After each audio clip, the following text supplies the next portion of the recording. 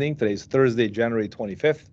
We're going to be commencing the third week of web production techniques. Technically, we started the Illustrator class session last week, so today we're going to continue with the logo designing techniques and exercises, which is part of your first assignment. So we're going to get started right now, and I'm going to share my screen, and let me know if you have any questions along the way. This session is being recorded. All right, so I'm going to turn off my camera and share my screen here.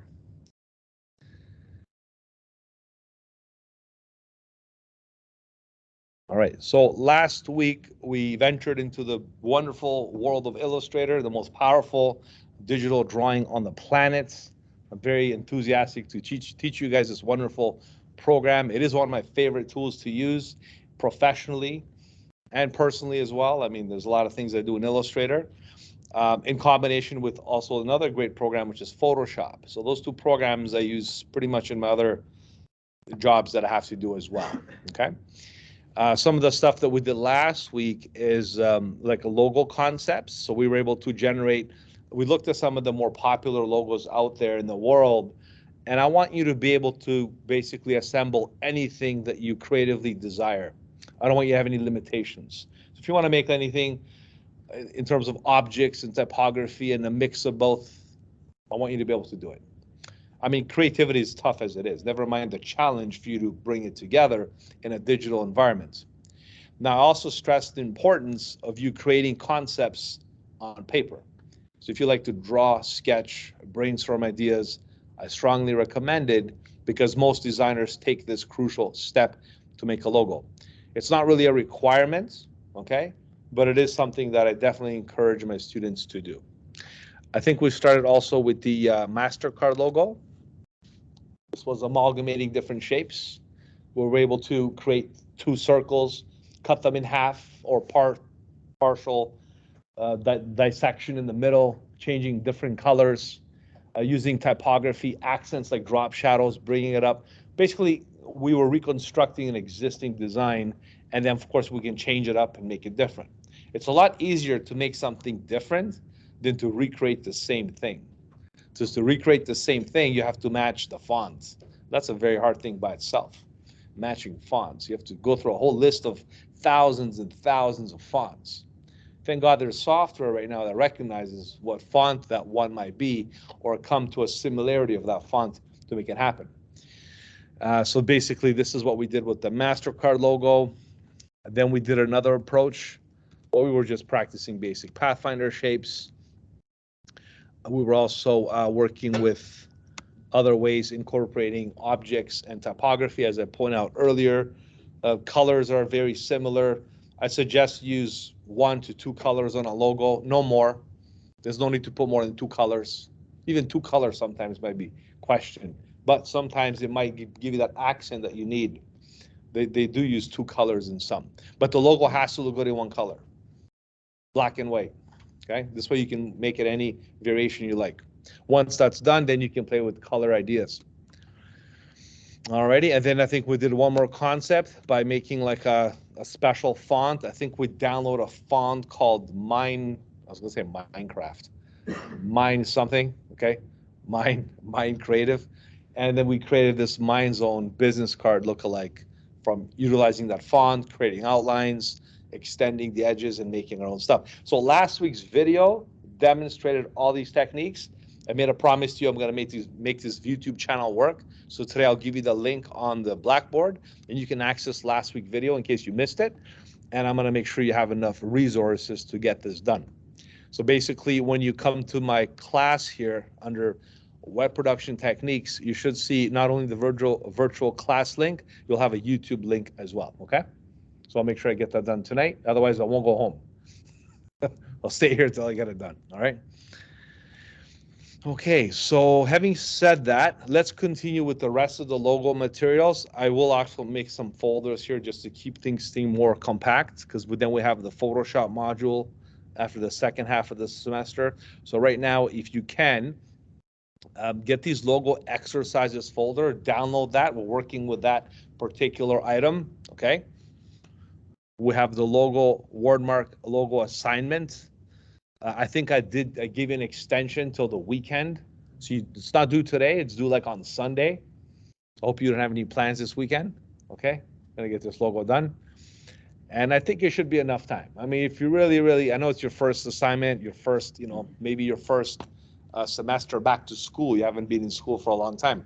Just let me know if you need extra time or accommodations. I can help you, okay, if I can. All right, so once that's done, we're gonna look at the UI kit for web. This is the next assignment that I'm gonna get you to get engaged in. This is a good assignment because I use this from my UX UI class as well. We'll talk about this a little later, okay? Well, since I'm talking about it now, let's have a quick look. Okay. I don't want to overlap Felicia's class because he also does UX, UI stuff with you guys, but I know it doesn't teach you Illustrator for sure. It probably teaches you Adobe XD, right? Maybe Figma, right? Just Adobe XD, right? So that program's great. The problem is it's getting discontinued. And me and him had a discussion about this, and I think we're switching over to Figma just for that reason, okay? Because XD is getting discontinued. And I think one is similar to the other. So whatever you use Figma or XD, they're all kind of similar. You can transition from one to the next. But Illustrator is a completely different application. So because I'm showing you Illustrator, it's a great way for you to know how to build these UI kits for whatever program.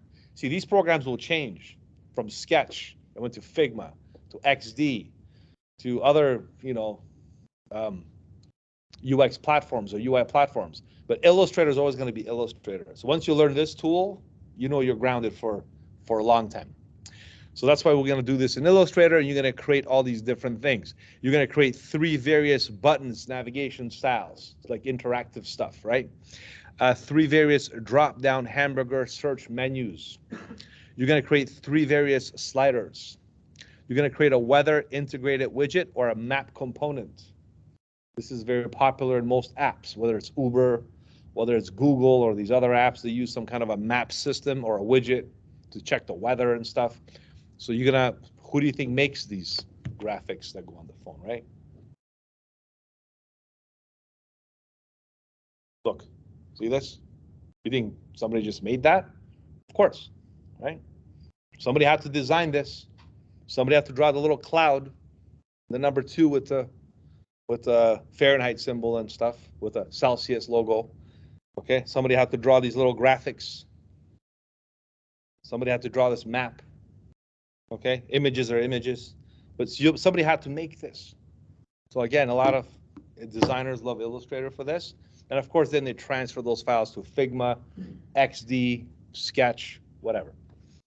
All right, they even publish it for the web, which is something that you're going to do as well, whether it's a PNG or JPEG, SVG, all those files. So that's why you're going to create the weather widget with the map, and you're also going to produce an AI file with the design components as well. Now, this is due 2 weeks from now, okay? So I'm going to give you some time to work on this. So don't worry, this is something we'll cover in the next week or so. Today we're still doing the logos. So next week we'll dive right into this, okay? So let's learn more about the program, then we'll get this done. This is on an average, this will take you no more than a couple of hours, okay? This is a really, really nice job. A couple of hours worth of work, and you have 2 weeks to do it. I'm going to give you class in time as well. I'll make sure my lessons are done, and you have some lab time to work with me here. In case you need one-on-one help, I'm here to help you, okay? I can't do that with my online class. I have an online class. I teach Photoshop. I got about 35 people, and they ask me questions, but it's different if you're here than I'm teaching you on the computer, right? So it's a lot more, let's take advantage of the fact that we're here together. And you guys make the effort to come. I know there's more of you, but since you're here, you'll reap the benefits. Now, this is an actual PDF. Sometimes I do have, nice little fancy handouts. This is the same thing I just talked about, but it has like an illustrative design example of what this might look like. So this is a UI kit that you might produce in Illustrator.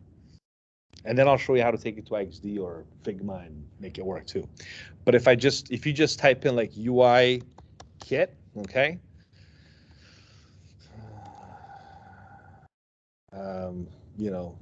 UI kit design, and there's all kinds of stuff online I know you can get. but it's different when you design it. It's very customized. I mean, from stuff like this you can design to different things like that, okay? So even Figmas and XD and Sketches, they can't do what Illustrator can do. Illustrator is still like 10 levels above them. They're great programs, but they're prototype programs. They're not design programs. Although you could design little boxes and triangles and squares and put some text in there, drop some pictures. But Illustrator, you saw even last week what we can do in Illustrator. Can you imagine what you can do with this stuff? Okay? This is why Illustrator is your powerful weapon for this stuff. Okay, I'm gonna make sure we use it properly. So here's another example here, right? So this will be like really easy to execute in Illustrator. There's a nice one here too. Okay. Maybe I'll save some of this as an example.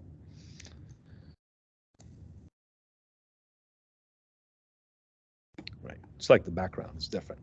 So this has a search bar, has a hamburger menu, has the buttons, has the slider, okay, has the rotating sliders.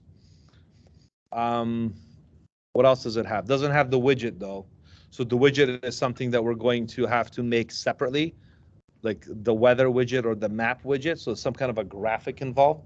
So that's something we'll get into next week. But has 90% of the things that you need is here. And this is not just like mobile apps. Who do you think makes the OS? Like for Mac, Windows 11. Somebody had to make those icons, the graphics and stuff, right? So it comes down to web production techniques for mobile or web. Doesn't matter. It's all the same thing now. Okay, so that's coming up next week, just to give you a quick insight to get you more motivated and excited about what's to come. But for now, let's really worry about this first logo assignment, the Wordmark logo. So in case you're not sure, you can design any logo that you like. You can create your own. You can create like a popular one and redesign it, as some of you already showed me some examples, and I was quite happy with your efforts. And basically have some fun with this. Okay, this is your first little, project or assignment. The thing is, follow the criteria. I want to have like a business card setup. Last week we started with the business card setup. We'll do the same thing this week. I'll show you how to do the setup, 3.5 by 2, more than 2 colors, fonts, and the AI format. Pretty straightforward. All right, so let's go ahead and start right now with the actual software. Again, I'm going to ask you to download this logo exercises folder from last week. We're just going to continue on this week, and you're going to learn some more creative techniques.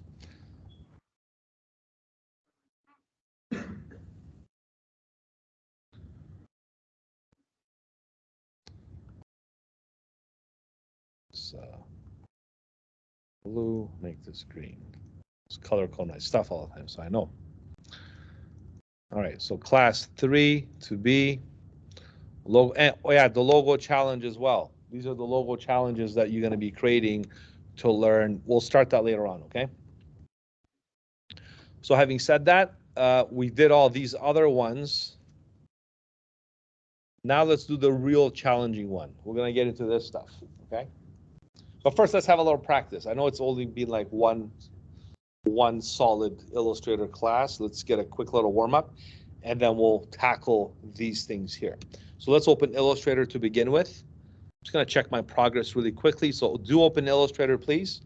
As you launch the program, I'm going to check my YouTube channel to make sure my videos are ready to be accessed by you right now.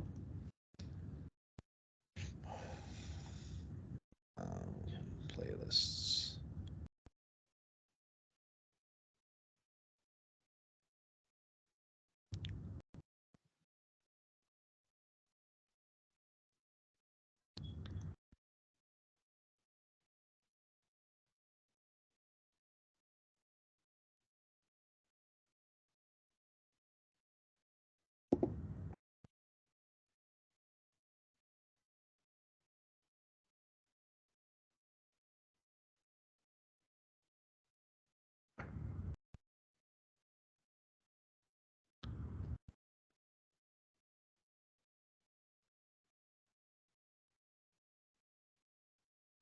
There it is. That wasn't showing up for a second. Sorry? Right. I think because they were uploading, I do have to publish it. Yeah. So I'm gonna go to Let me just go over here. Public details, videos. There we go. Oh, they're drafts. That's right. Let me quickly go here and make it live. So yes, it's made for kids. Next.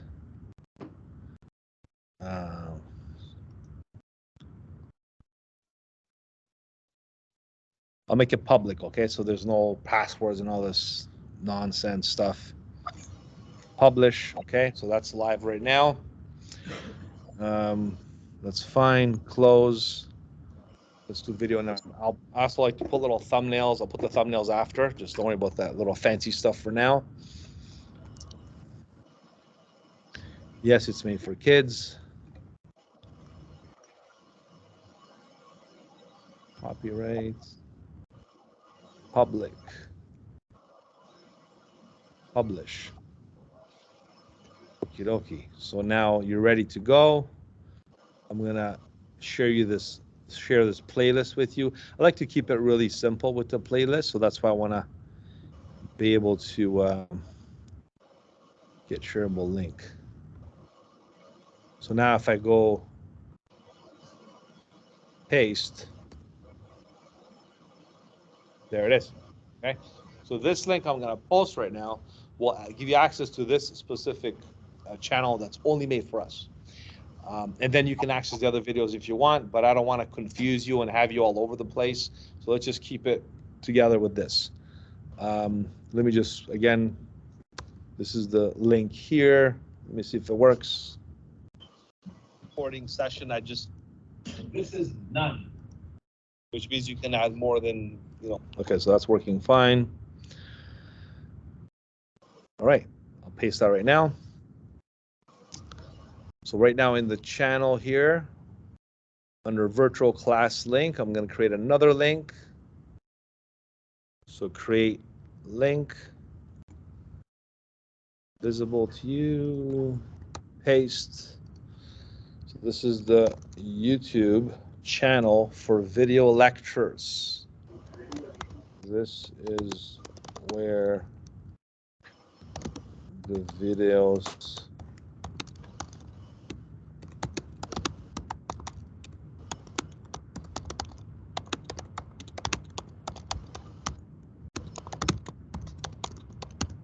okay, done. So let's go ahead and if you want to test it quickly, you should click on it and it should take you right there. Okay, perfect. Now you're all set. आपको देखना है क्या? कुछ जाता हूँ मैं फिर room में. नहीं. All right. Do you guys have a question? I'm gonna mute you guys, okay? All right. So then, okay, finally I got Illustrator going here. Let's get started quickly with the artboard. I want you to create a new file. This is again something, just a quick review from last week, how we started. Pretend you're doing the assignment. We're gonna create a print document because the intention of a business card usually is to print it. Whether you're doing a web stuff or print stuff, it's still a design. We're going to convert this to inches because here in Canada, in North America, they measure units and papers in inches. So the width of a business card or a credit card, okay, same thing, business card and a credit card or debit card are the same size. That's why they fit perfectly in your wallet. They all follow the same standard. So it's 3.5, 3.5 by 2 inches, okay? If you really want to go ahead and print it in the printer, you should give it a bleed. This way the colors can exceed the paper. That would be like 1/8 of an inch, which is decimal 0.125. Honestly, I'm not too concerned about that. I'm not here to teach you pre-press, but if I was to teach my graphic design students how to do a proper business card and print it and stuff and make money and make this a business, this is exactly what I show them. Okay, so if you guys want to also venture into that area, why not? Right? Design is a design. So this is, you have to put a bleed and then the printer can print the card. Otherwise they'll say, what kind of amateur file is this? They do want to bleed. It's like publishing a website without getting it verified or without getting it proofed properly. So it's one of those things you have to do. Okay, so I'll just leave it alone for now. We're gonna go ahead and click create. And this is what the card looks like right now. Of course, we're zoomed in. How do I know? It says 1,126%. So if I like zoom out, okay, you can see the actual size decrease by percentage, right? Doesn't necessarily mean you have to work always in 100% view, but you should always gauge the visuals. You know exactly what you're dealing with. All right. So we're doing a quick little warm up. So let's start ahead. Go ahead with some few objects here. We're going to go ahead and do an elliptical shape. Okay, we're going to go like this. Shift select. All right. If you want to press D for default, you'll get a white fill with a black stroke or an outline. Do me a favor, make the stroke thicker. Make it like 1, 2, 3, 4, I don't know. Make it like 5 points thick. And if you want to be in line with me, the properties for this, again, the properties are up here, make the width and height 1/2 inch. So you can do 0.5, tab 0.5. I'm using the parameters here where it says width and height, just to show you how to follow instructions in case you are doing a technical assignment. Illustrator is a very technical tool. You can get as technical as you want with measurements, rotations, angles, all that stuff, X and Y coordinates, right? So same with this. You want to just follow protocol here. 1/2 inch, X and Y position is point, whatever. That doesn't matter actually. Okay, just keep it like here. I'm going to zoom in again. You don't have to follow me step by step, but if you do, it's better. Look at this now. This is a white circle. We'll keep it white for now, so it's easier for you to select. Because if I make it hollow, it's like putting your hand through a ring. You can't grab it. You have to grab it by the edge, like the frame, right? So for that, I'm going to leave it white for now, because later when it's hollow and it's on a white background, you can't tell that it's hollow until you move it over here. You can see it's white, otherwise it'd be like transparent. All you see is the black ring, not the white fill inside the circle. So I'm just going to point this out because in a moment we'll make that disappear. So let's keep it here for now, right? We're going to duplicate the ring over to the right. How do you copy and paste? Copy and paste. Control C, Control V. On the Mac, Command C, Command V, right? My favorite way to do copy and paste in here is hold Option or Alt on your PC, Option drag. Okay, you can hold Shift to keep it constrained, like that. And then watch this after that. You press Control D or Command D. Look, it keeps going and going and going. Same distance, same direction, same size, same everything. This is a Figma shortcut as well. So if you, I was practicing these programs, and it's a nice way to, they're all copying Illustrator. The way to do a step and repeat. Very powerful trick because you can do things a lot faster. Let's say you're doing a menu for a website. You want all the buttons to be along horizontally distributed. Command D, right? So I'm just going to go back to the, I only need 3, right? And from the 3, I'm going to make 2 more. I'm going to hold Option, drag, right? Option, drag. Are we doing a Walt Disney Mickey Mouse double header here? Or are we creating something else? What do you think? I think you guys are picking up on this. It's the Olympic rings. Yes, yes. As a matter of fact, the rings are hollow. So if I select all of the 5 rings like this, and then turn off the fill like I mentioned earlier, if I go over here and make the fill instead of white, I'll make it like, let's say, blue. Obviously, that's what that does. But I want to make it none. None means all the way to the left corner, you'll see like none in brackets, and you'll see like a red line going across, like a slash. That means none. You can make none for whatever property you wish, a stroke or the fill. I'm going to do the fill this time, so therefore my rings will be nice and hollow, and they'll be kind of like interlapping with one another. It's a nice little way to get the rings to work. The thing is, when you move them now, you have to catch them by the edges. Otherwise, if you catch it in here, look, it won't even select. But if you catch the ring like a ring, like picture it like in real life, you can catch it from the edge. You can't catch it from the hollow point, right? So you can do that basically. I'm gonna press Command Z. All right. Or you can catch them by the little center. You see the little dot in the middle? That's the center of the object. If they're all selected, you can grab them by that direction point as well. Another special thing about these rings is they're all different colors. Do you guys know the colors of the Olympic rings?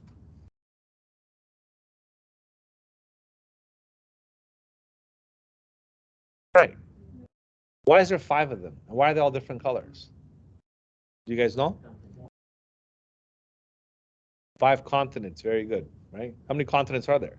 It's a geography class now. Name them alphabetically. So the 5 main continents, right? And the 5 different colors. Most of these colors exist in every flag of every country. The blue, the green, the yellow, right? They're not going to have pink in there, although some countries might have pink. I don't know. But the yellow, black, green, okay?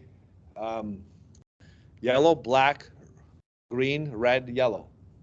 Which one am I missing? Blue, right? Those are the 5 colors. I'm not going to guess it. I'm just going to look very quickly. I believe this is, from here, you can change the stroke. So this is the blue one. This is the red one. This is the yellow one. And this is the green one. And if my guess is correct,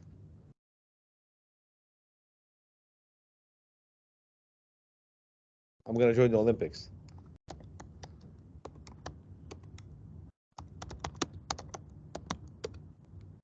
Aha, yellow, green. Yeah, oh, not bad, eh? Look at that. I already guessed it. I always forget the order, but that's how the order is. So it is blue, black, red, yellow, and green. Right? And if I copy this image, if I paste it, you'll notice what I'm talking about here. I think we did a pretty nice job. I mean, the yellow is a little off. It's more like an orange and the green, but I'm not going to get too picky about that, right? Main thing is we did it. Did we actually do it? What's the matter with this one?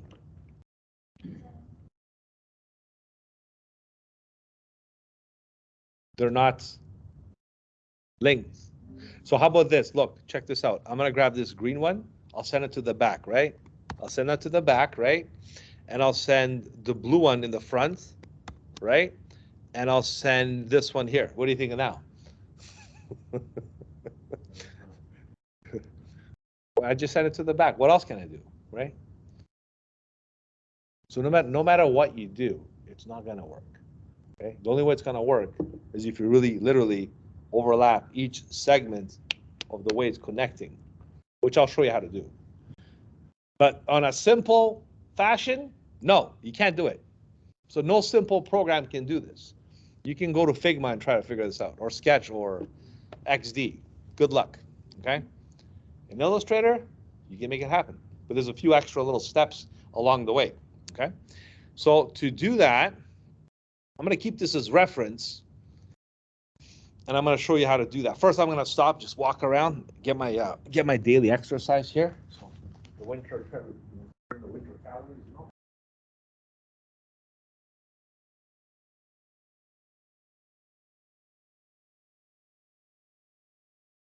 Right. I like where everyone is at. Very good. Some of you still need to catch up a bit. Okay, if you have any problems, let me know. But I like the effort. Very good. You guys are fast learners, eh? How do you get a chance to see your stuff? You good? Yeah, good. Perfect. All right. Excellent. Okay, so let's make it happen. If I put on my X-ray vision glasses right now and press Command Y, you'll see how these rings look like outlines. So they're just objects, just like you can see clearly this is, on one way you can tell if somebody did Illustrator or somebody put an image in there trying to pull a fast one, you can tell, hey, that's an image and this is an actual vector file, right? You can tell, right? Command Y. Okay, Control Y. Look what happens when I convert the stroke into a fill, basically converting the outline into a solid object with the ring intact will make this probability happen. So you're going to go to Object, Path, Outline, Stroke. If I was you on a computer right now, you should screen capture this. Command Shift 3. Or if you're on a Windows platform, I think it's Windows S or F13, you know, your screen capture. Because you want to remember this. This is a little the recipe here that makes this work, right? This is the secret recipe. So if you do outline stroke, what happens is now, this is the game changer right here. The stroke became the fill. So if I press Command Y, look at that. You see? Now we can do what we're supposed to do. So we can zoom in now, right? I mean, look, the main black selection tool won't help us in this case. So we have to switch it over to this other special, the white, the gray, the light gray arrow tool, but not just that one, the one with the plus on it. It's called the group selection tool. This one's kind of hidden, but this is the special themes right here. Okay, this is the special tool. So the one with the plus on it, because that one can select segments inside the group. And these circles are grouped by default because they were made like that. And, you know, you can just select them nice and easy within the group, right? But before we do that, there's one more step we have to do. So just have this tool readily available. Go back to the black arrow tool. For you, there might be side by side, right? So just go back, switch between this one and that one. Go back to the main selection tool. Do me a favor, select all the rings like this, like basically draw a selection like that. Be careful not to select the image, just the rings. And we're going to use the Pathfinder tool, which is under, remember from last week, we used the Pathfinder. Another screen capture if you want to record the steps, although the video is being recorded. And what we're going to do here is we're going to use this one called Divide. I know last week we explored the 4 main Pathfinder commands, which I'm going to quickly show you, but don't do that. Just watch. See, this makes them all one color, unites them all. Why blue? Because blue was the last one I brought to the front. The one at the front is the one that made all of them join that one. It's like a welding attribute. So this one does, you know, minus front. This one does whatever, right? So these are irrelevant in this point because this is too complex for these to even adhere to this. This is for like more simple logos that we did last week, like the MasterCard and stuff. For this one, we need to use this thing called divide. When you do divide, what happens is all the intersecting points get split. So that means if you deselect and go to that special tool with the plus on it, the white selection tool, and if you go ahead and click on these little segments, you can literally select them and you can change them. See, I don't want you to move it, but I want you to recognize what's happening. So what we're going to do here is we're going to perform, you know, even magicians have their tricks. This is our trick to perform our act. So we're going to click here, this little blue little object here. We're going to click on this little eyedropper, and we're going to match this to look like yellow. See? So by changing it to yellow, it looks like it's overlapping that area, but the blue one is overlapping that area. You see? That is a simple trick. Watch this. If you hold, you can hold the eyedropper, but as soon as you move to the next one, you want to select this one. Watch this. Hold Control on your keyboard or Command on the Mac. It switches to the same special white plus arrow tool. So you can just go Command, click, and then click on the black. So holding Control switches to the last selection tool. Same thing with hold the spacebar. Spacebar navigates. So I'm teaching you all these cool shortcuts already. But same again, Control click, changes to the green. Lastly, Control click here, change this to the green, and we've completed our nice complex trick by doing the Olympic rings logo. Yes? Can you also move that small part to back? Like that part? No, you can't because it's split. A single object now? I'll try it here. Let me see. Like if I move this to the, It's a good proposition though. I like how you think. Let me change this back to what I changed this to red, I think. So let's say this was the one you're proposing. So if I send this, arrange, send to back, nothing's gonna happen. Because basically, look, it's a cutting a hole. There's nothing in the back. Actually, it did work. There was nothing there though. So that's why. Because when you cut something, you cut something. Those things that were there before, they disappeared. So the only thing you can do is basically change. If you want to do it like more step by step, selection tool, eyedropper tool, change the color. Selection tool, click on the next one, eyedropper tool, but the shortcut is control click.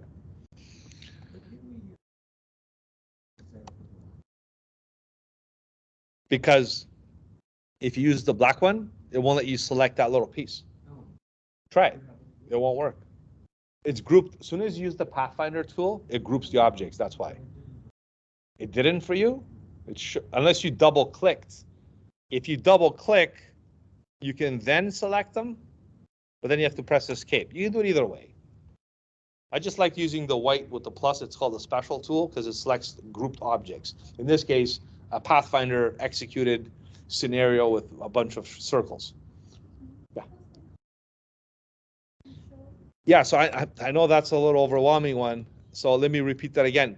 So it's just so much simpler if you click on an object, you click on the eyedropper, and when you change the color, it's easier if you go command, this switches back to the other tool, click, let go, switches back to the eyedropper. Because the eyedropper is selected, when you press control, it selects automatically the selection tool. So you don't have to go switch tools. You can just go click, select the last selection tool, the previous selection tool. Very good. Good question. Very nice. So I'm going to go command click. Same thing here. Now, when it's all said and done, you think it's done, but really we're still kind of playing with a disassembly here. So basically, this can still be a rect.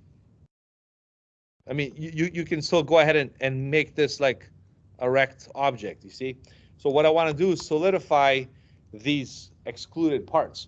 By doing that, I'm going to select the whole thing with the black arrow tool, and then go over here and use this.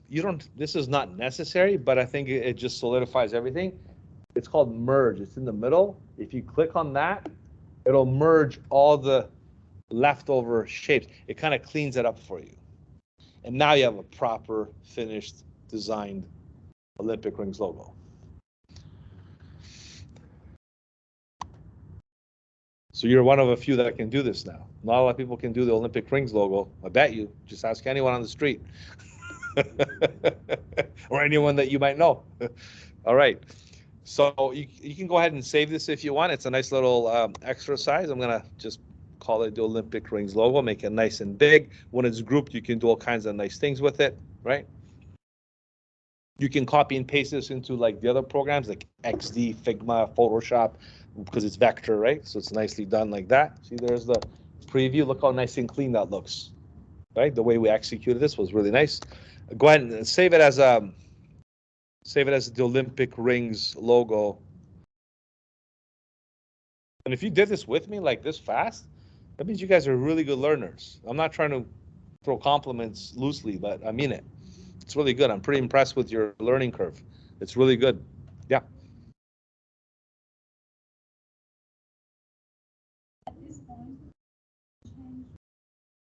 Uh-huh.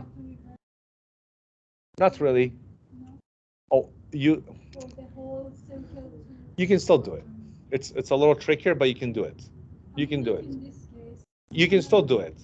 But it's better that if you do it from the beginning. But sometimes nothing's perfect, right? Someone's always going to say, I want a different color. So you're like, okay, fine. So now you have to do it after. It's okay. So let me just save this and I'll show you, okay? Olympic Rings logo. This will be saved onto the desktop. And I'm going to answer your question now. So let's say I want to change the red to a pink, okay? So in that case, I'm going to use my special white tool again with the plus on it. So I'm going to click on this red. Oh, actually, yeah, just click on the red and just use the special white arrow with the plus on it. I mean, you can use the other one, but this one's better because it selects the object, not the points. By accident, you might click on the edge instead of the fill. That just makes it more simple. And then I can change this to like a different color if I want, right? Oops. So the different color could be basically, you can do like a pink, a purple, any color that you wish, like that, right? And that's how you change it. All right. So you can still do it after the fact. You just have to be careful.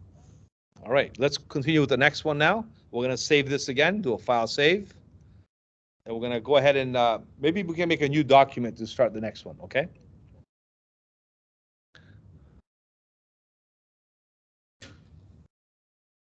So new file. We can stick with the business card format. That's fine.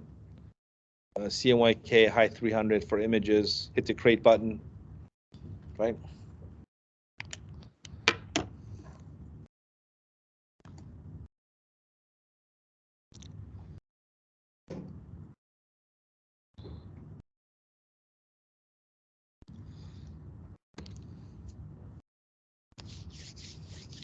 This is a very common trend in sports teams, fashion brands. You can see a lot of these intertwined letters that create a logo.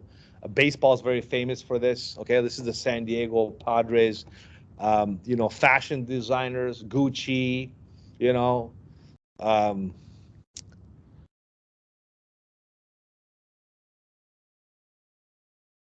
me just fashion logos. Calvin Klein. Louis Vuitton. I was thinking about just kind of erase my head. So you can see a lot of the fashion brands follow a similar symbol, but they're more simple. They're black and white usually. Then they put a gold on it or something, and put on a purse or a merchandise, and make it a fashion brand. So a lot of them are using this, you know, either it's a wordmark logo or intertwined with letters like the Chanel and the Louis Vuitton is something that I'm thinking about. Even Calvin Klein, right? If you look at like baseball teams logos, right? You can see a lot of them do a similar kind of schematic here with the two letters, like, you know, LA, San Diego, right? New York Yankees. Like a lot of them do that similarity. So maybe you want to do something similar for whatever reason. You could integrate the two letters and combine them like that. And then of course you can do like a double stroke design as well. So to do something like that, you can definitely utilize Illustrator's potential, of course. You can create, let's do one for you. You can create your own logo right now with your two letters, your first name initial, your last name initial, right? So you're gonna first, the way you do it though is very particular. You're gonna use the type tool, right? Remember, you can't draw a text box. When you do a text box, it's gonna put a lot of text in it. Only time you draw a text box is when you put content, like a paragraph or something, right? So if you're not doing that, if you're doing like a logo or like a button or something very simple, just simply click once and type your first letter of your first name. Mine is me. So Milarad's my first name. I'm gonna type lowercase or uppercase, it's up to you. I'll use lowercase, it looks kind of cleaner. So I use the M, and then I'll right away resort to the black arrow tool, and I'm gonna grab the corner and stretch it bigger, like this, okay? Which at this point, I might wanna consider changing the font as well. So I'm gonna go up here and see what other fonts are available. And I can pick something really unique and different and see what's there. Remember last week I showed you how to pick fonts from the websites too. So if you want to really pick a special font, you can go to the website, download the font, and do something different as well. Okay.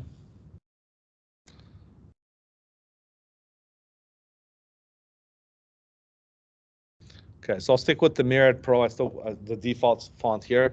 However, I will increase the style. I like Myriad because it has like, it's like Helvetica, but it has like styles like light, medium, bold, black, right? So I'm gonna go all the way to bold here. Maybe I'll go semi-bold. So this is my letter M. Now to make the second letter, very easy, Option drag, just like you did with the circles. This way it matches the same format, the same size, same style, different item. So look, you're itemizing two things. Look, M&M, right? So if you want to change this up, you double click inside. Double click, then you can highlight it and change it to whatever letter you like. My last letter is E. So I'm going to do a capital E. Maybe I'll do a lowercase e. So me is my initials. Your initials is whatever name you have. And I'm going to go with the black arrow tool again and assemble these in a way that they might match together. So I can create like some kind of a logo design from this. Now this is tricky because some letters don't pair up too well. Some do. Like maybe this might look better like that. Maybe it might look better like this, right? Whichever way you think your letters will fit. Make it happen.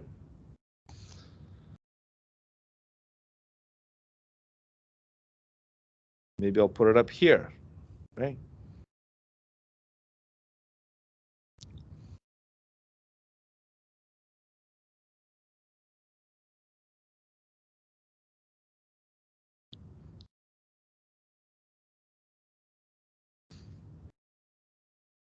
I'll keep it in the middle like this. You might maybe want to rotate them. Look, you might want to do this and rotate it slightly this way and have this rotated that way. A slight rotation might do that trick.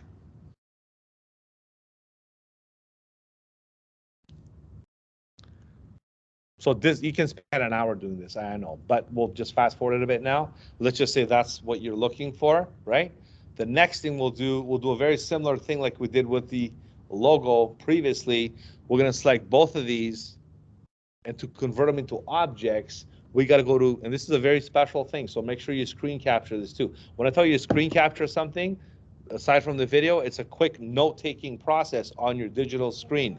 So if you go to type, create outlines, this is a very special thing Illustrator does that not a lot of programs can do, which converts the text into objects. Right away, these letters now are combined into objects like this. Just like the Olympic rings logo, same thing. We converted the strokes into objects, and we're able to bring them to the front, to the back, make the rings intertwined. So with the letters, we did the same thing to make the letters stick and make them work. So now I'm going to select both of them, and look at this. They're still kind of overlapping. You see that? Well, I'm going to marry them together so they're welded, so there's no overlap. So for that, I'm going to go to the Pathfinder here, unite. See the first one, unite.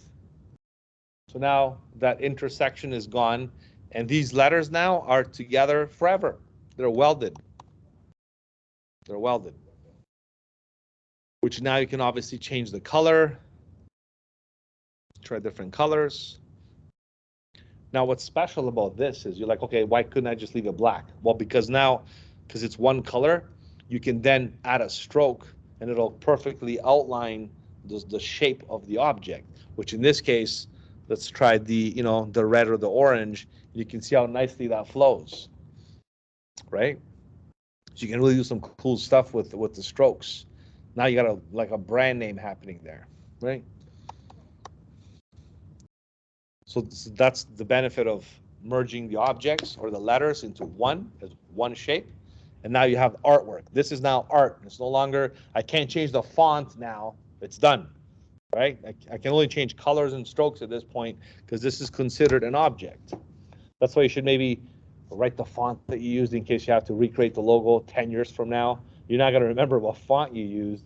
Make sure you save a copy with the font. So I would like make perhaps 2 copies and keep one as the font and make one as the shape. Do you get it? Sometimes that's what artists like to do. Or save 2 versions, save one, outlines, and save one as the font. And this could be like your new business card.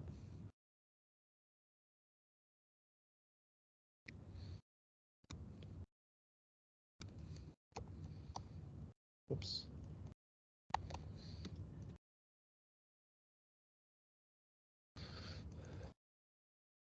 Right. Okay. Taking this a step further now, I'm going to try to imitate this double stroke effect. Okay, the way you do that, or a drop shadow even. The drop shadow is easy. It's called it's an effect. For that to happen, we need to select it like this. We need to go to under effects, stylize. Now make sure you're addressing the Illustrator effects, not the Photoshop raster effects. Okay, although they could be a little similar in appearance. You want to go to stylize and you want to do what's called a drop shadow. This is a very common thing. You go to like stores, grocery stores, pharmacy, a lot of the signs use this to elevate the text. We did it last week with the MasterCard logo, but we did an offset of black and white.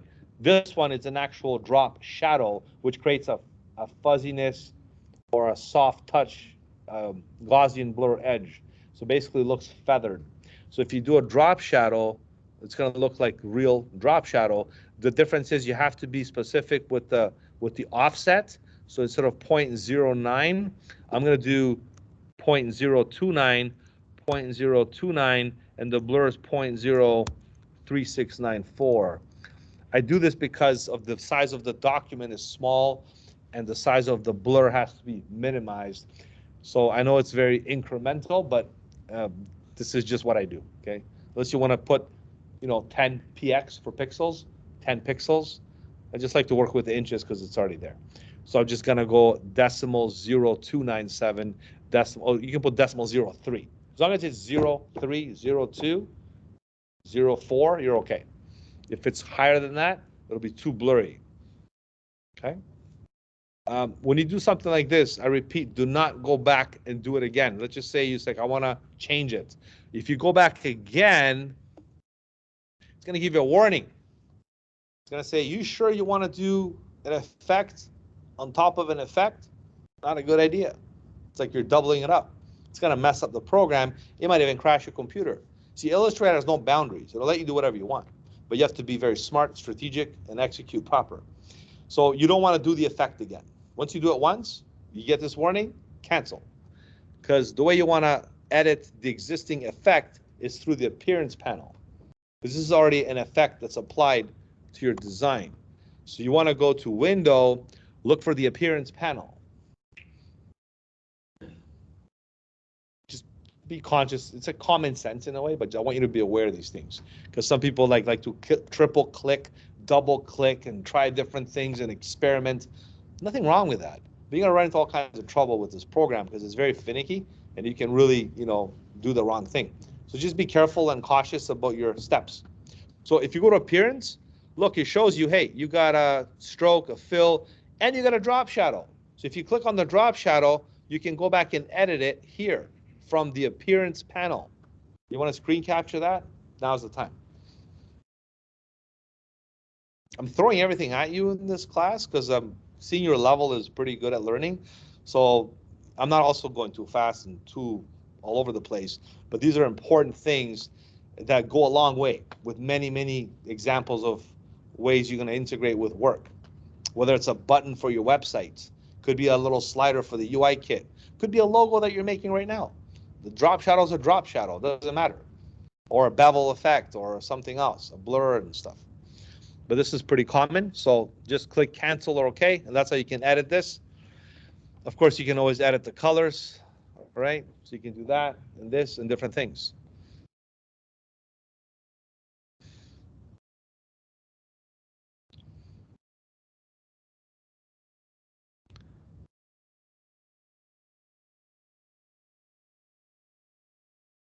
All right, what's the other example here that I had? Go ahead and save this as, I'll call it me sports style logo or fashion, sports style fashion logo, because there's different styles, right? We're exploring all these different versions and styles out there. There's nothing out there that we can't do, like from MasterCard to, using objects and rings, shapes, letters, you name it. Next week we'll embark into the other more advanced stuff with the Android logo. We might even do that today. We'll see how much time we have. Okay.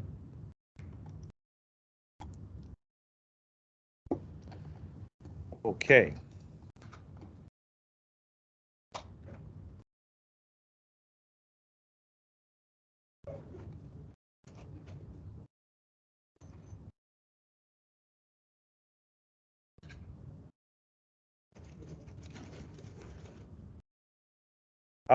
This shadow thing, now you're ready for the more advanced stuff, right? So to do these other offsets, skews, shears and transformations, what we'll do for this one is I'm going to ask you to make another blank document. So back to Illustrator we go. You can put this one away, create a new file, stick with 3.5 by 2 inches, that's fine. Okay. You can click on the type tool. Same thing, don't draw a text box, just click once and type the word shadow, capital letters, bold font, like this. Go to the selection tool, make it nice and heavy, nice and big, so it takes up a good portion of the business card size. Perhaps something like this. You can turn off caps lock if you want. For this one, I'm going to use a very special heavy typeface. This typeface is in a lot of promotional marketing material you see, flyers, 50% off signs when you go to a retail store. This is the font that most people use to get people's attention. And the font is called Impact. It's on every system, every computer. It's like Arial, Helvetica, Impact. They're all popular fonts. So if you go up here where it says Myriad Pro and you type Impact, you should have it in your system. Let me know if you don't. I'm really curious. Raise your hand if you don't have that font. Okay, so Shadow is made with Impact, nice and heavy, good presence, nice and bold, okay? So right now we can convert this into outlines. So we're gonna go to Type, Create Outlines. You see a lot of these steps are repeated with different examples, different scenarios. So Create Outlines now becomes, this becomes a Shadow, outline font.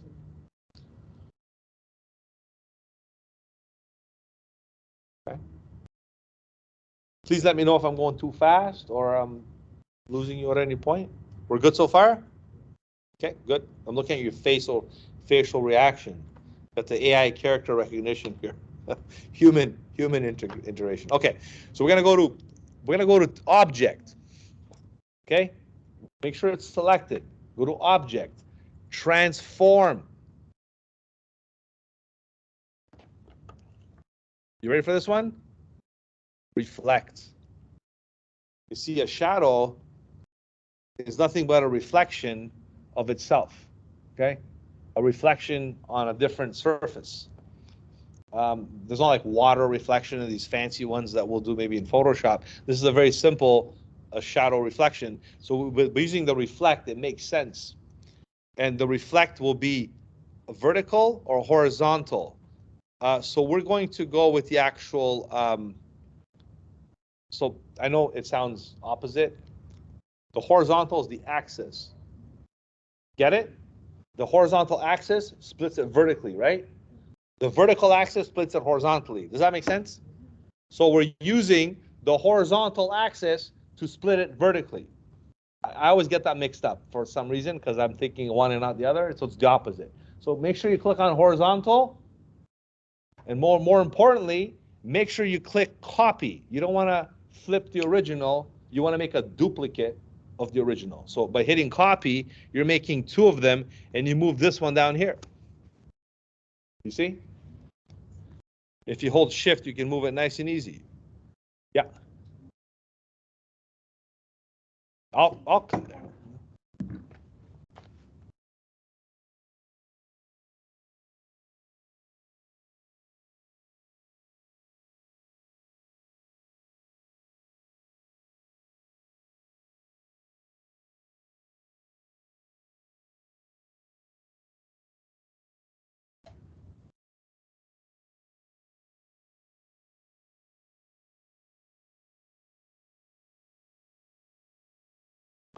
sometimes weird things happen on my computer as well. If that happens to you as well, the best thing to do is restart the program. Save it, restart it. Okay, very good. So we have now a reflection of the shadow right underneath it. I'll help you catch up, okay?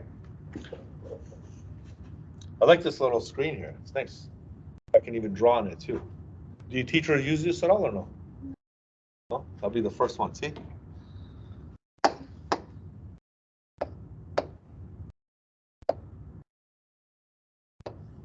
I can't use it with Illustrator. I can only do stuff like this though. So, wasting more time, that's what I call it. I'll come up with some creative use for it later maybe, when we do like sketches or something.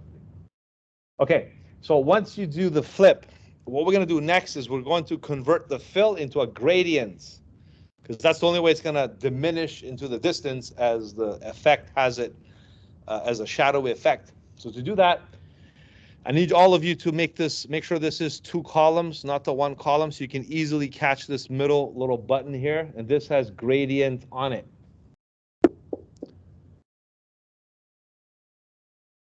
And if you want to type over here, 90 degrees, gradient. If you want to click away, the gradient should look like it's nicely diminishing into the distance. If you want to reposition or reorient the gradient, you can use the gradient tool, which is right here. And you can just hold shift.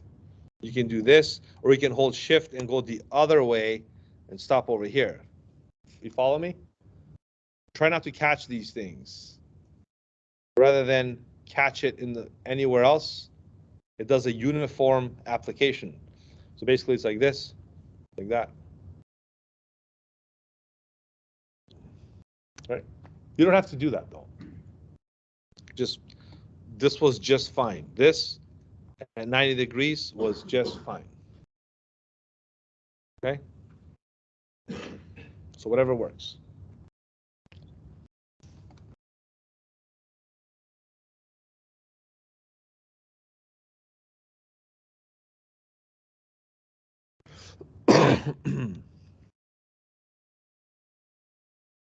All right. Now there's another. Did you get it working now? It's working? So just a restart needed to be done, right? Okay, good. Okay, so now, if you want to do this, click on this bottom shadow, right?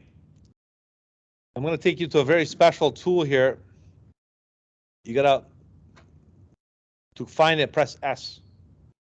And you can see it's called the S for scale, if you want to recall that. But we're not scaling it. We're skewing it or shearing it. So it's called the shear tool, which is the second one, right? This is very finicky, so please be patient with this. The trick with this is to do this. Look, by default, the registration is in the middle. All you have to do is click where the 2 objects meet, right on the baseline. This is called the baseline right here. So what I want you to do, just watch me patiently. What you do is you click once to position the anchor point. It's called an anchor. And then you grab the bottom anywhere, and you drag it to the side. But if you hold shift, it keeps it nice and steady, because you can easily go crazy like this and get frustrated. So be careful. You got to keep it nice and steady. Look, 1 cup of coffee today, okay? That's what I'm talking about, right? I'm going to go here and just stop and let go. And just deselect after. And it should work nice and fine. Because that's how you skew the shadow into the distance. I'll do it one more time. Yeah. So once you do the gradient, right? The gradient was okay, everybody? The gradient tool? Okay. So you select this thing called the shear tool. It's underneath the scale tool. It's called the shear tool. And it should automatically give you a registration in the middle. Don't worry about that. Just click here somewhere, anywhere where the 2, where the axis of reflection happens to be, which is the horizontal axis we established. So click anywhere. I prefer to catch the D right there. Just click once, and then grab the bottom to the right or left. But if you're not careful, you can easily do something like weird.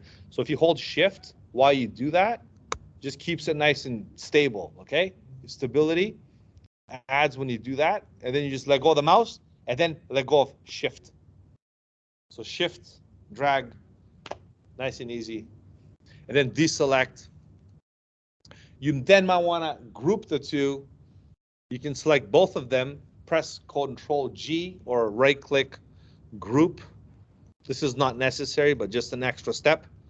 You can group them, and you can try that tool again, but this time you can have some fun with it. You can actually click in the corner and grab the opposite corner and do something like that, right? Just something freestyle.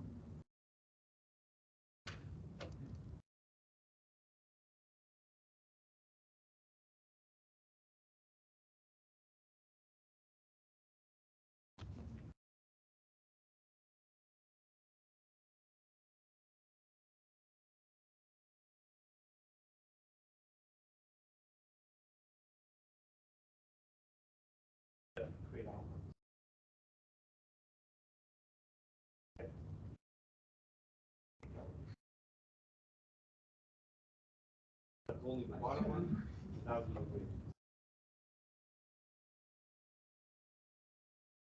Just the bottom one. Okay. Reselect. Reselect.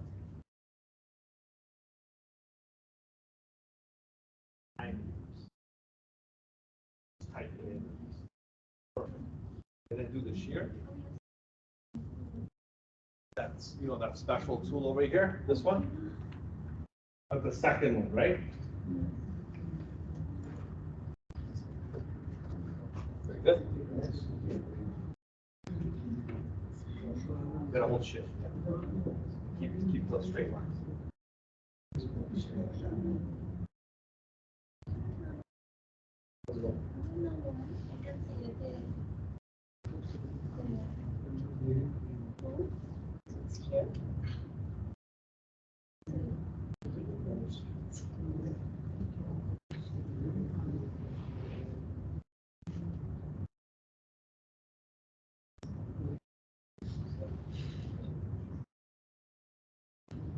For you, it's here. I'm going to rotate it.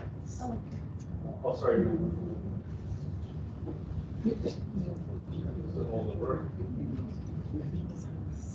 This is Illustrator, right? Yeah.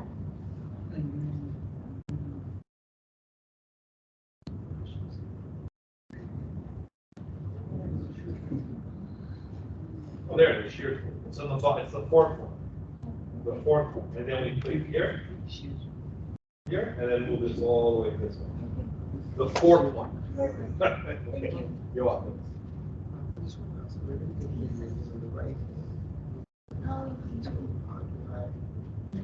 Go to view. And view.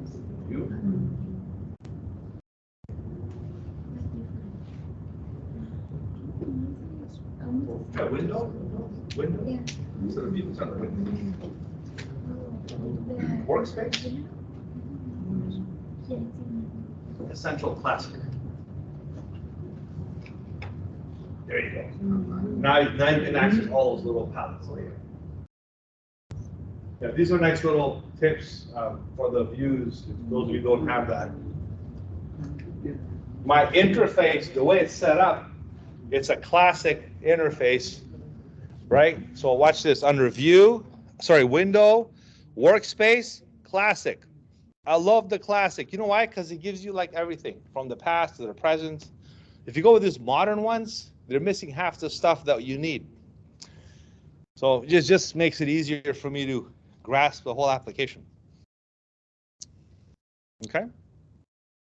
So this was a, different one, but we managed to do it. Because there might be a shadow in your logo. Who knows? I think I've seen a few in my past logos with a few shadow designs. Okay, there's one more that we have to do, and that's the circle. Sometimes you have like a globe or some kind of circle, and the type follows the globe, or type can follow a certain rhythm or path, right? So to do that, you need to create like a shape that has a curvature of some kind. So in this case, I'm going to use a circle, okay? This is a very popular, I see this on like some brand names, in addition to like, let's say, Nike or Puma or whatever, you'll have a little emblem of authenticity or something like that. So we're just gonna draw a circle basically like that. Doesn't matter what the circle looks like. As a matter of fact, I'm gonna press D for default. Make it black and white. Okay? So I'm gonna position this logo to the corner. I just don't want to make a new file every time we do something. So I'm just gonna put this on the same file. So this will be more, call them advanced logo designs, okay? So this circle will become type on a path. Type on a path could be anything. You can make a different shape than a circle, but circle is nice and, you know, perfect, and it looks very nice with this effect. I'm gonna make this even smaller actually. There we go. All right, so now here's the trick, okay? You gotta go to the type tool, but not just any type tool, but the type on a path tool, which is the third one down. Because the area type tool basically types, let me just show you since I'm talking about it, right? It converts a shape into like a text box basically. So I'm not gonna do that just yet because it's got to do a compound path. The most effective one is the one we've been using so far, and this one, the next one I'm showing you. Vertical type tool is kind of cool too because it can do vertical text. So let's say you have to do like a spine or something like that. You can do vertical text, right?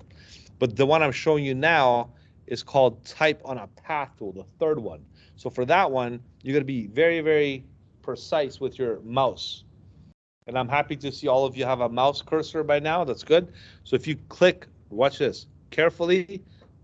I prefer the top left corner of the object, like right there on the line. If you do that, it will automatically convert the circle into type on a path. Then you can type something like circle of type that has a strong branding, okay? So now I can select, you know, I can select the whole type here, right? Now look at my hands here. I'm gonna teach you the shortcuts of typography. So if you press Command, and this works in Microsoft Word, this works on all the Adobe programs, this works pretty much everywhere, even like PowerPoint, okay? If you hold Control Shift, or the Mac users, Command Shift, and you hit the less than, greater than sign, which is beside the letter M, comma, period, look, less than, bigger than, you control your type size, right? See, I like this one here, for example. Now, next is if you hold Command Shift, beside the letter P, there's two, you know, the curly brackets for JavaScript and for the square brackets. Watch this. This expands, it's called tracking, right? So this makes the letters a little more spread out or spread in. Everything that I'm doing here is under the type set. If you press Command or Control T, everything that I'm showing you, these fancy shortcuts are only as good as you apply them, because all I'm doing is this. You can do it this way. Look, if you want, you can do this. Look, smaller, okay, bigger. See, I'm just doing it. I'm just using shortcuts. This here, see, 220, this is the tracking. So this one I was doing with the shortcuts, with the brackets. So you can either do it here, okay, or you can do it using the very universal use shortcuts I gave you right now. Command Shift, greater than, the brackets. So then you can have a nice little setup here, nice and fast, with the circle of the brand, okay? And in here you can put some kind of a logo or something like that, right?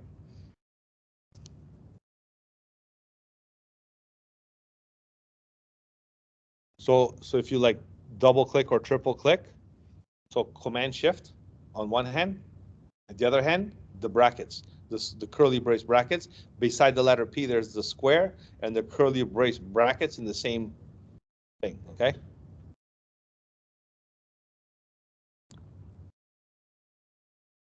Then I'll draw a star. Look at this. I never showed you my star tool. This is the star tool, everybody. Okay. If you hold Shift, you get to draw little stars. See? And then you can put the star in the middle, perhaps. Right? How do I draw the star? Right here.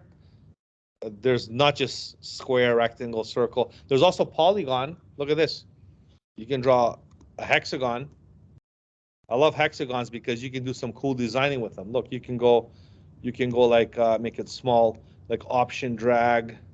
A lot of interfaces I see being done this way with more like modern, traditional design, like the hexacomb stuff.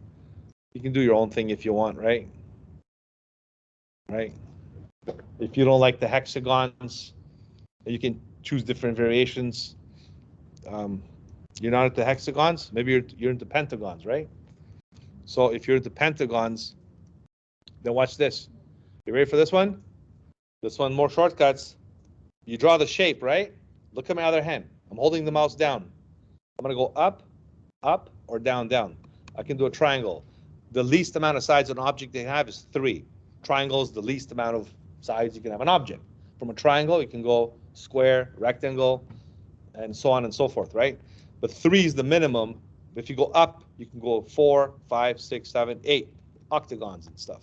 So it's a cool way to control shortcuts using Illustrator as you're drawing more technical shapes. Okay?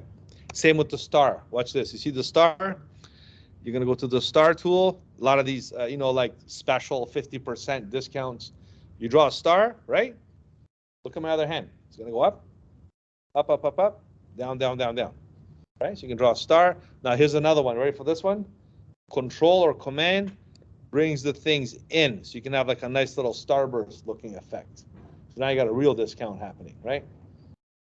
So this is how you do the nice little seal of approval, seal of excellence, and all these nice fancy little things you see with the graphics, right?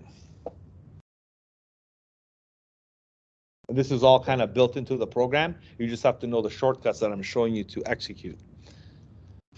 And of course, this can be a nice, looking orange color for that.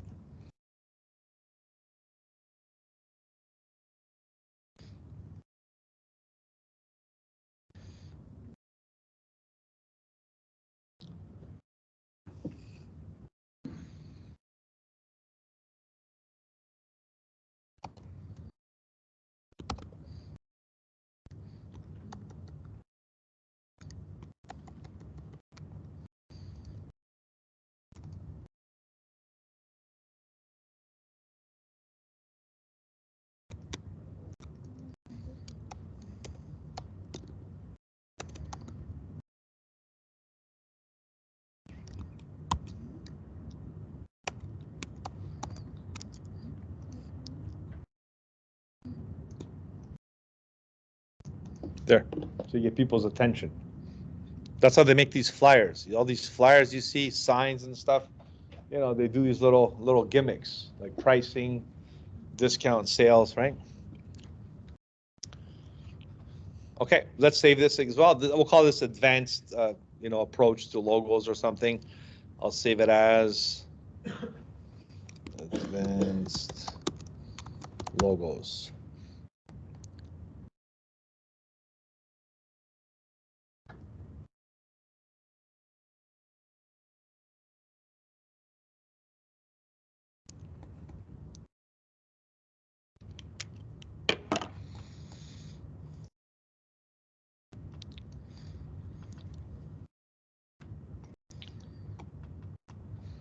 I want this video not to be broken. I want it to be a whole video. So let's do like the last little exercise I have.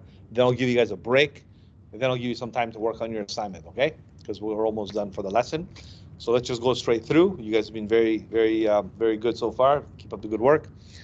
And those of you watching me from home, if some of you are watching me right now, just quickly address you. See if you have any questions, let me know. Okay. Making sure this record button is still going on. Very good. It's recording. We're 2 hours and 20 minutes in. Okay, perfect. Let's go ahead now and orchestrate the last part. This is when we get into the logo challenges. So when you get more familiar with the program, and I can see already by looking at your progress so far, following me, I'm pretty impressed with your learning curve. So to have a good feeling we're going to have some really, really nice stuff in our portfolios when we're done this course.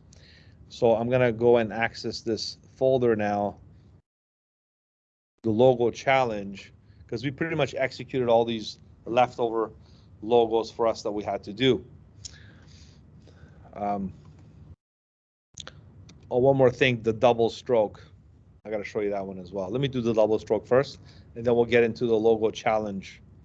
The double stroke is fairly simple. Again, goes back to the sports logo design. Maybe I'm gonna do me a favor. I'm just gonna add it to this one. So if you put it away, don't worry, you can just add a new one. I'm gonna do the 99 or whatever over here, okay? You can even watch me do this. You don't have to do it if you don't want to. So this works good on like sports jerseys. If you know there's like double stitching or double stroke.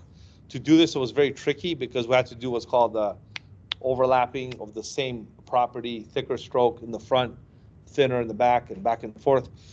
So the way we did that was with a number like 88 or whatever, right? A nice round number. I mean, it doesn't matter about the number, it works either way. I'm gonna make this also impact, so it's nice and heavy, right?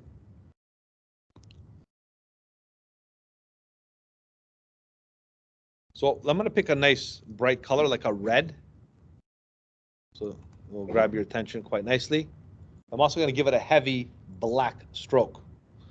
So black stroke, nice and heavy. When I say heavy, I mean the point size will be like 4, perhaps even 6 or 5.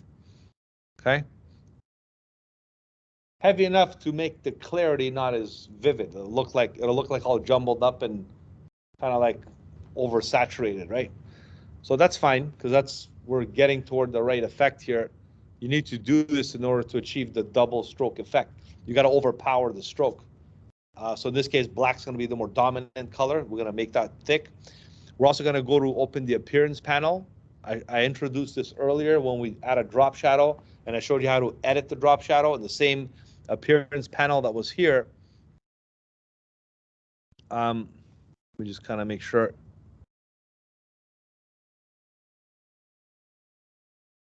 Appearance.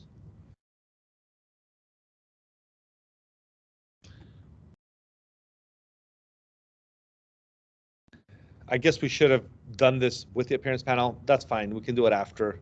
So just have it selected like this. In the appearance panel, go down here and just give it a stroke right here. This is called add new stroke. Okay. It's already addressing the appearance on the original object. This is just an added appearance. Look at it as in a form of an addition. You're adding something else on top of what's there. So we're just gonna add another stroke. We're gonna make it white, maybe yellow, right? And I'm going to increase the amount to maybe 2, 3, right?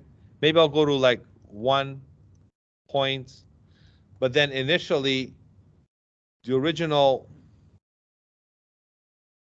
stroke that I have,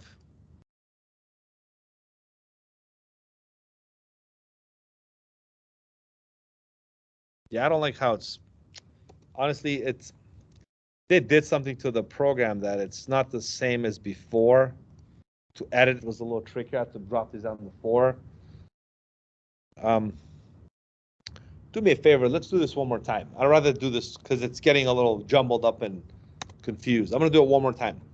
I'm gonna type in the number 88, okay? And I'm gonna use everything on the appearance panel from the get-go. This way it's all recorded. That's why it wasn't working properly. So I have a black fill, no stroke. Here I'm gonna put the stroke, right? So initially do the stroke. Because if you do it separately and you have like an add-on, you gotta toggle between the two to edit them. It becomes a very, very difficult task. It's hard to control. So this way, if you do it all in here, it's easier. And honestly, don't worry about this too much. You might not be doing a sports logo, but it's good to learn because it might be a technique. So I'm just gonna do the stroke here. I'm gonna do the stroke here. I'll make it 2, 3 points, okay? So I'm doing everything in the appearance panel. I'm not doing a stroke from like before. I'm doing it here. Reason I'm doing it here is I can control the orientation better. Now I'm going to do another one. Look, another stroke. Now I got 2 strokes in the same property, which is a lot more easier to visualize and control than to have it separate. So this one I'm going to make it like white or yellow, and I'll reduce this one to a smaller degree. You see, it's a lot more easier to control this because you can then control them this way as opposed to the other way. It was harder to see, okay? So just do it here. The strokes, do the strokes here. You can do the fill there, but do the strokes here. Then I can change the color here to yellow and so on and so forth. I'll make it red over here. Right. So that's how you can do a nice little double stroke effect.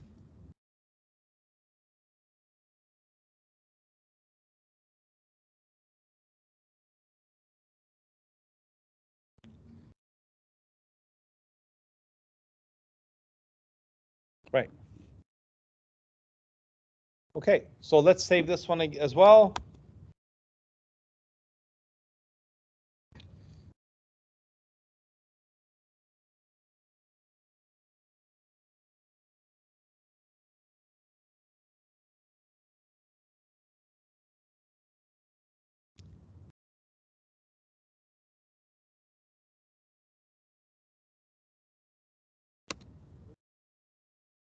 This is the logo challenge file. This in the next few weeks will be integral for us to keep up with our logo skills. This will teach you more logo challenges. Like you get the best way to really get good at Illustrator is to practice these kind of things, and then you really understand how object orientation works.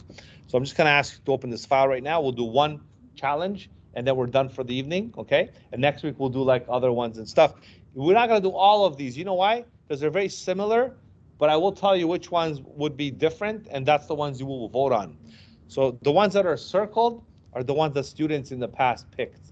So I'm going to give you the same opportunity to pick the one you want to do, right? Instead of me picking it for you, I'll let you pick, okay? So, that's good. Doesn't work, okay? All right.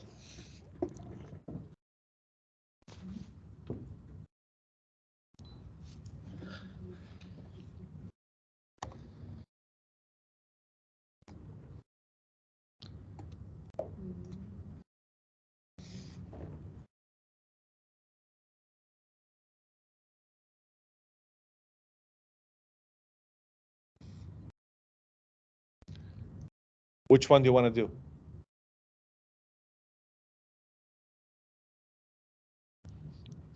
If you pick this one, you'll be here till midnight.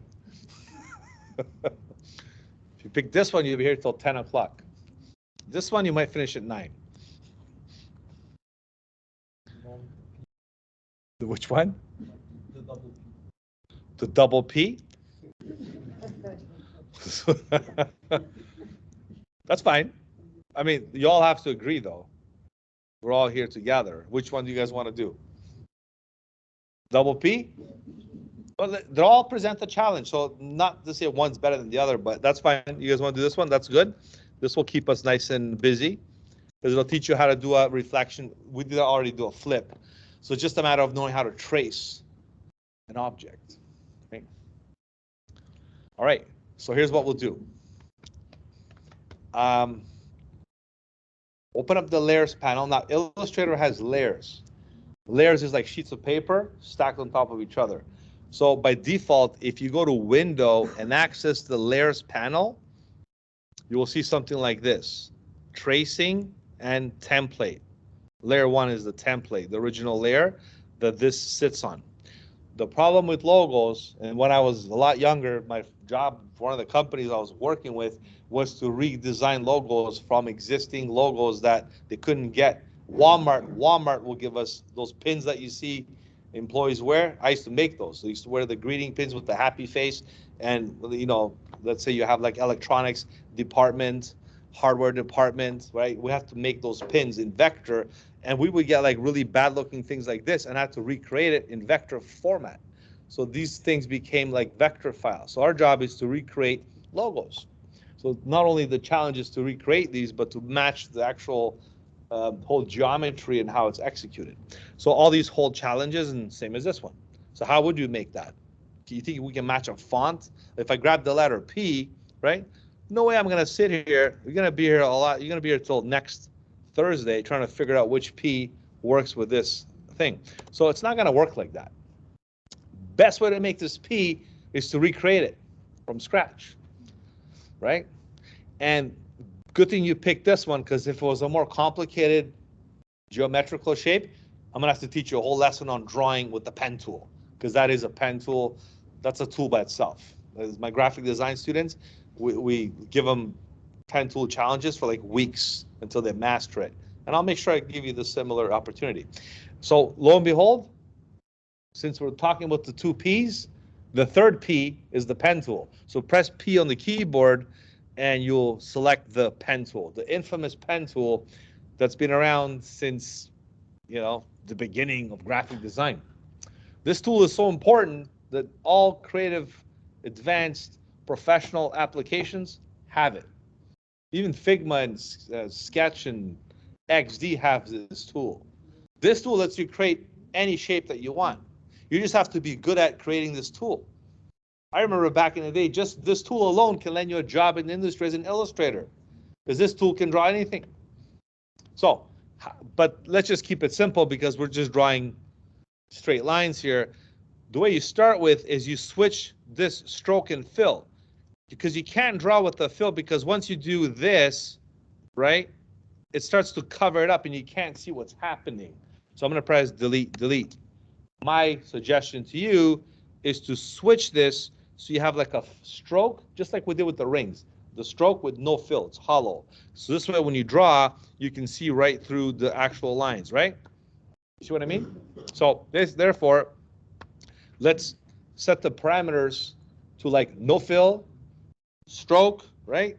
Select the pen tool and always start the corner. It's a lot easier to start the corner than in the middle of a straight line, because then you're compromising, you know, the joining points and stuff. So if I click over here like that, and I click over here and click over, like I'm holding shift now, so it's nice and straight. You don't have to hold shift after, only hold shift if it's parallel lines. Don't do like, I don't know what angle this is. It's not gonna be 45, so don't bother. Actually, don't even use shift, just click to the best of your abilities to get the most decent, most accurate representation of the outline. Okay, once that's done, let's create the inside of the P. We will click here, here, here, there, and here. And then go with the black selection tool, and I can pretty satisfied with that, right? But just remember, they're two separate objects that kind of go inside each other. Just to kind of make them more, you know, elevated, I'm going to select this object here, use the eyedropper tool, remember the eyedropper tool, and sample the same orange so it reflects this color, right? I'll do the same thing with this one. Just be careful because you have to catch the edge. Remember the edge? Because this one has the border with no fill. The illusion looks orange, but it's not, it's hollow. So let's, for the sake of the argument, let's change this fill to like, you know, like a yellow or something. So you can really see like this is an object, this is an object, right? And you know what else I'm gonna do? I'm gonna take off the stroke. So there's no stroke, because this automatically took out the stroke because it sampled the fill with no stroke. So both of these objects now have a fill. One's yellow fill, no stroke. The back one has orange fill, no stroke, right? So you're able to do this, but now we're good. But the trick is now to punch a hole through this one to the next one. So we're gonna punch the yellow right through the orange. So how do we punch a hole? We select both of these objects, and we, thanks to the Pathfinder tools, which we can find over here under Pathfinder, we're gonna use the second one, which is called minus front. I strategically made sure the yellow circle was drawn second, which makes it in the front arrangement of the previous one. So the yellow is in front of the orange. So by selecting both of them and you punching a hole minus front, you literally punched a hole through this P and made it exactly like it's supposed to look like. You see? So I'm just going to put it right back. Everyone okay?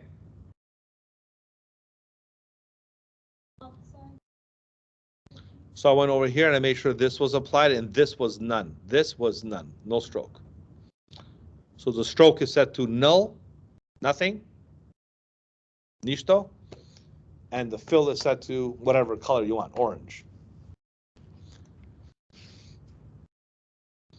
Now you can do this two ways. You can option drag this over here. You can then grab the rotate tool. You can hold shift so it snaps perfectly on a 90-degree angle. Then you can move it close to here.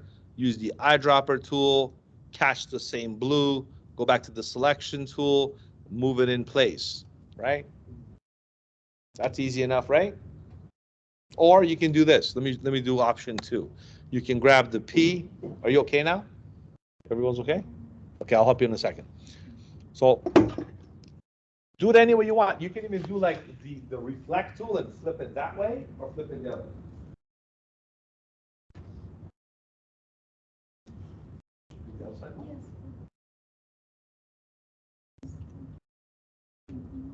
Don't worry about this. Yeah, control Z. There you go. So just give it a color. Any color. Make sure it's selected. Now do it. Right? And go to the other one. Click on the other one. Click on the first column. Doesn't have to fill. Make it yellow, white.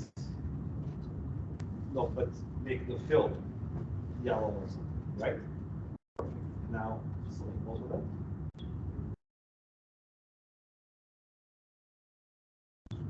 This one and that one. Okay. So do again. And then go to Pathfinder.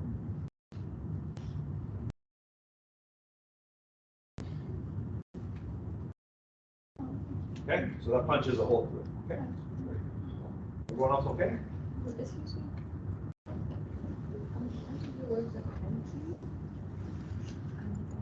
Sure. So just click there. Huh? Be careful, really precise. So click right there. Yeah, and then continue. And then click there. Well, don't drag the mouse. Oh, go click, click, click, click. Okay, okay. It's a lot easier, yeah. Okay. So it's a very simple. I'll after we'll drag the mouse, but for now just click and click. Yeah, that's all. Keep clicking. Yeah, I know. I should have maybe been very clear on that. Yeah, remember the fill should be done. It's easier that way. This way you can. So you can do it now. Just click on the white.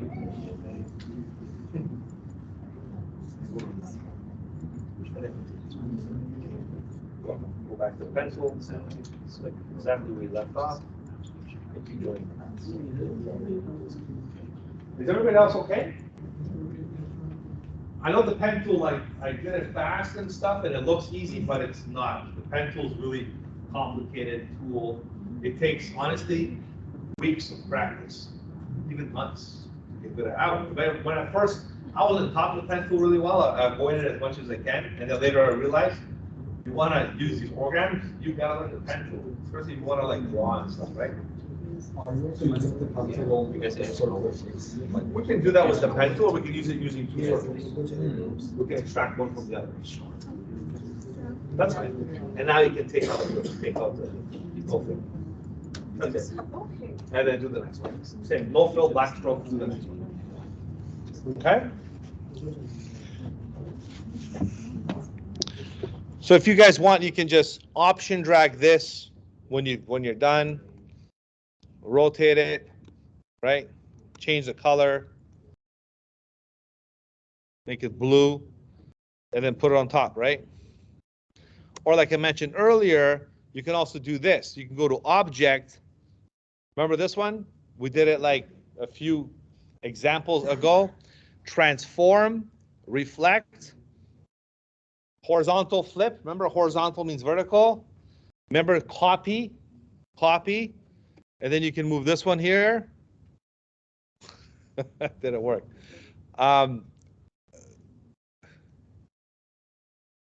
Yeah. Honestly, it's the rotate. So do this. Object, transform. You can also do rotate here, okay? So let's do rotate, okay? Let's do 90 degrees, because that's exactly what the degree is. If you're not sure, get the preview. Oh, never mind, it's 180. Well, my math is off today. 180 degrees, because it's 180, right? 90 is like 90, 180. So 180, right? 180 degrees, and we're gonna do copy, okay? And then we're gonna move it over here and match the color. So you can do it manually, or you can do it, you know, arbitrarily or whatever, using input. So here we go. And like I said, next week we'll do some of these other ones, right? They all pose a different challenge. Some of them are more, you know, obviously more advanced than others. My job is to show you all these little tricks so you can do any one of these at will, okay?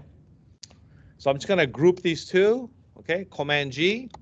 I'm gonna save this because it'll be an ongoing thing that we're gonna do for the rest of the semester up until, you know, we wrap up the Illustrator module. So I'm gonna just save this right on top of the existing file.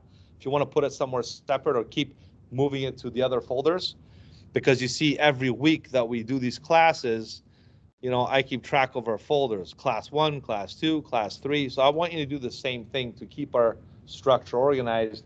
And I guess I'll do the same thing on the class module just to keep things better organized there as well. I'm gonna have to transfer these folders onto Blackboard so you can have access to these files, okay? So that's my other thing I gotta do for you guys. And I have to, now I got content, I can do it. And also gonna make sure that YouTube video is also, even today, is uploaded and recorded. So do you guys, everybody figured out this part? Let me stop the recording and I'm gonna come help some of you if you need help. And that'll wrap up our lesson for today. Those at home watching me, also, if you have any questions, let me know. All right, so that wraps up today's video session. Thanks for joining me, and I'll see you in the next video. Bye for now. Have a good night.